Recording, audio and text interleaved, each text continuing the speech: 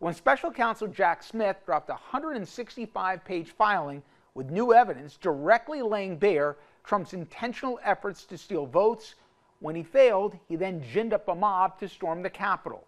Among the new findings, that Trump was repeatedly told by his closest advisors that his allegations were baseless, and none other than the then Vice President Mike Pence pleading with him to accept the reality.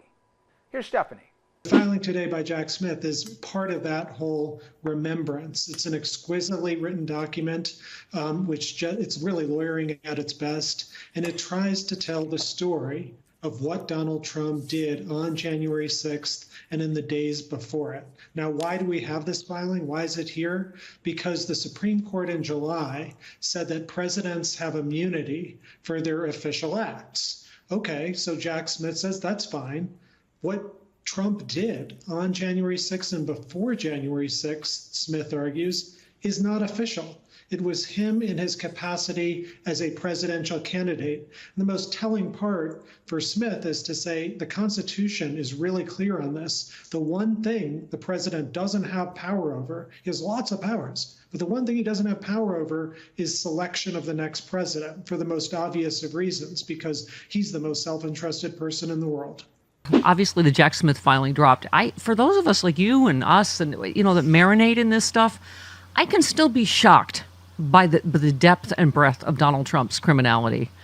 When Michael Waldman tweeted, the unsealed evidence in the January 6th case underscores how outrageous it was that the Supreme Court blocked Donald Trump's criminal trial this year. It amounts to a judicially executed cover-up. I mean, I don't know what word to use. Stunning? Talk a little bit about your initial reaction. Well, first, the Supreme Court declared the Constitution unconstitutional. We're going to need to tackle that in the future. But, Steph, when you get to read, I urge everybody to read the first 85 pages, because that is the factual proffer. That's the narrative. That is the story of the insurrection. It's laid out beautifully in chronological order, which is fun to read that way, because we get 3-minute, snips and bits and pieces over time. 5 criminal conspiracies, 5, and they all failed. Donald Trump first had his co-conspirators. I use that term advisedly. His lawyers are his co-conspirators in this brief. His co-conspirators filed 60 bogus lawsuits. They all failed. He then moved on to criminal scheme number 2, the pressure campaign on state election officials, find me 11,780 votes, and it failed. His third criminal scheme, the fake elector scheme, failed. His fourth criminal scheme, the pressure campaign trying to get his vice president, Mike Pence, to violate the law, the Electoral Count Act, failed. And then finally, the insurrection, the attack on the Capitol. And the two most damning words in those 85 pages are, so what? Mm-hmm. As he sat in that dining room off the Oval Office watching the insurrection, sitting on his Twitter feed, and somebody came in and said, they're hunting for your vice president, they're going to hurt him. He said, so what? He has a constitutional duty to take care that the laws of the nation are faithfully executed. That man can never come within 1,000 miles of the Oval Office again. How about the note that a civilian's been shot trying to breach the house, and he just, threw the note aside, blah, blah, blah. And then he's all these fake crocodile tears for, what's her name? Insurrectionist. Who got shot? Ashley Babbitt. Yes. Okay. And that's a shame that she was duped into doing Donald Trump's dirty work, and she got killed for it. Yep. Yeah. You said Watergate produced 69 indictments, 48 convictions. Jack Smith's brief contains 77 P designation, political operatives and private persons, not all of whom are criminally culpable. Some are just witnesses regarding indictments. Jack Smith is just getting warmed up. And by the way, you wrote a whole great piece about, Trump tried to block Jack Smith's immunity brief. It backfired. I mean, I love how much of this is his own doing. He's the one that, his delays always worked for him. He's the one that's delayed this. An innocent person wants to hurry up and prove their innocence and get it over with before the election. But talk about that a little bit. So it was also to comply with the Supreme Court's command. You write, Chutkan needs to see all the evidence of Trump's conduct on and around January 6th. So that's why this happened, right? It's because of his stacked Supreme Court.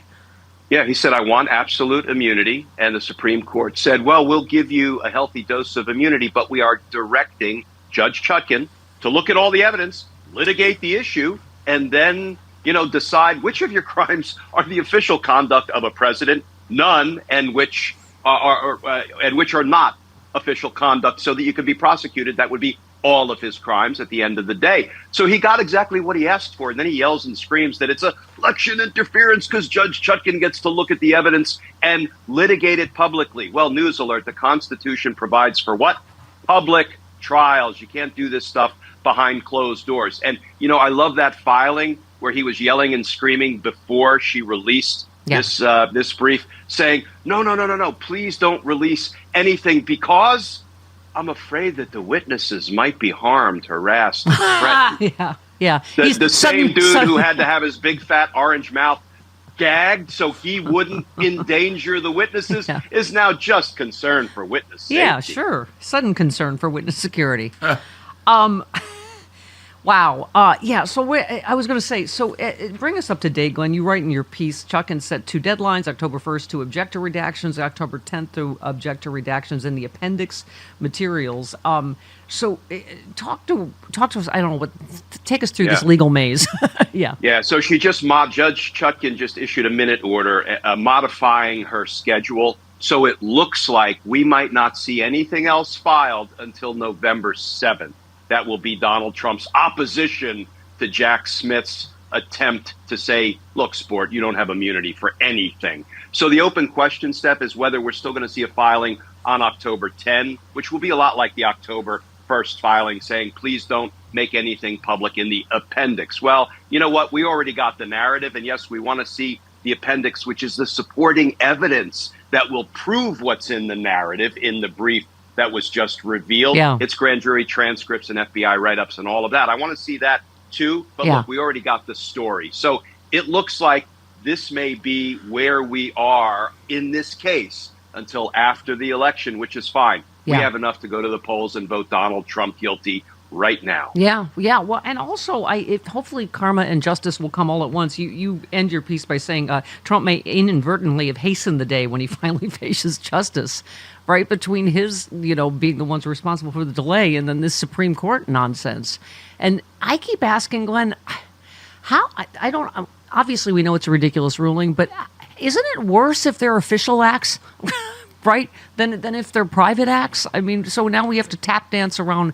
How is it official to overthrow the government? How could that possibly be an official duty? Steph, and how is it? The one thing that Jack Smith had to pull out of his case, his indictment, was Donald Trump enlisting DOJ officials into his conspiracy to overturn the election's results. Corrupt DOJ lawyer Jeffrey Clark, who joined Donald Trump's conspiracy to corrupt and weaponize the Department of Justice and use it to go after the battleground states and try to get them to throw the election to him instead of to Joe Biden. And the Supreme Court said, hey, that is within the president's core constitutional functions. He gets to use his Department of Justice officials to try to undermine the votes of the American people. That's crazy stuff that the Supreme Court would say that. And I don't understand it. But you know what? Listen, over time, Steph, Supreme Court opinions have fallen, whether it's Dred Scott, Plessy versus Ferguson, Korematsu, or unfortunately Roe v. Wade also fell.